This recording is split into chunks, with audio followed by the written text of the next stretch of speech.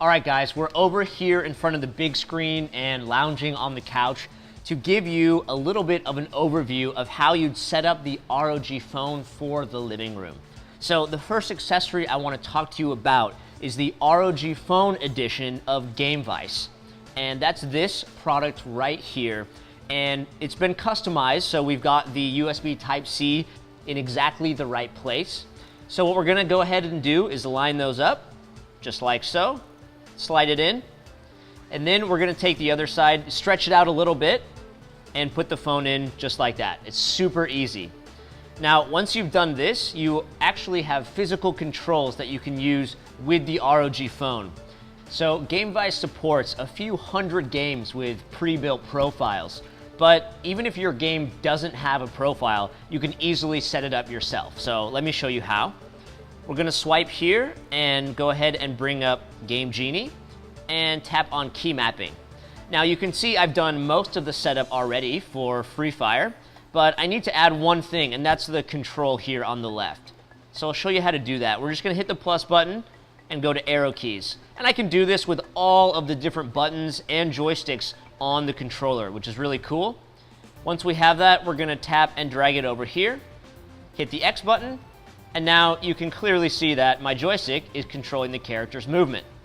Now, moving around like this with the joystick, one joystick controlling my movement, the other looking around the screen controlling the camera, this is way easier than moving around with my thumbs on the screen. Really a nice experience to have the physical buttons.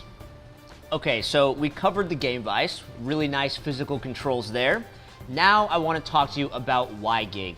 This is a wireless dock for the ROG phone. What it allows you to do is connect your phone's display to a huge display, like a TV or even a projector. So I'll give you guys a look. First, you can see this is really small and light. Actually, you could fit on your desk even. If we turn it around here, we can see the I/O. I've already got it powered up and connected. But if we want, we can also put in the HDMI here, which we'll do in a moment. And you do have a USB port for accessories as well. And just make sure when you're turning it on, the power button is over here on the right side. So let's plug in the HDMI.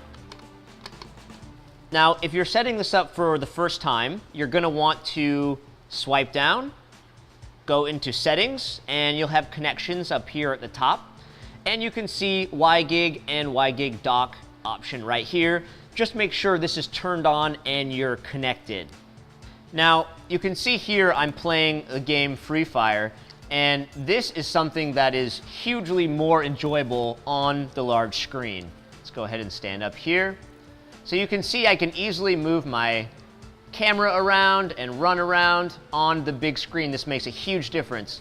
So if you're playing a family game, if you are playing this in your living room, this is definitely going to be a whole new experience for you, and honestly a lot better than just sitting by yourself alone on the couch. This is now a social experience, which is much better suited to the living room. So as you can see, the WiGig dock is an incredible tool if you're gaming in the living room. But how does it work? Well, inside we have 802.11ad Wi-Fi. So what that gives us is 4.6 gigabits per second of bandwidth and 20 milliseconds of latency, which is incredibly high bandwidth and incredibly low latency. This gives us an awesome gaming experience from the phone to the big screen. Now, if you are someone who's going to be gaming a lot in your living room, or if you just want a really immersive experience and you want to connect your ROG phone to a projector or a giant TV, you're definitely going to want to look into getting Gamevice and a WiGig dock. They're absolutely incredible when paired together.